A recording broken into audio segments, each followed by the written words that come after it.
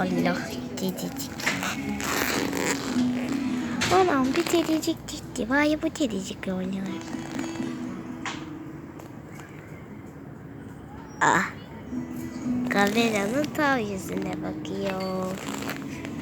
Burada tabii karanlık, siz aydınlık görüyorsunuz. Kedicik gitme. Kedicik gitme. Gitme. Kedicik gitme. Miyav. Diğer kedi de gitti. Artık videomuz sona erdi. Bay bay. Bu kediyi de son kez gösterelim. Hadi kamera. Evet. Walking. Sleep, sleep, sleep, sleep, sleep, blah, blah, blah, blah, blah.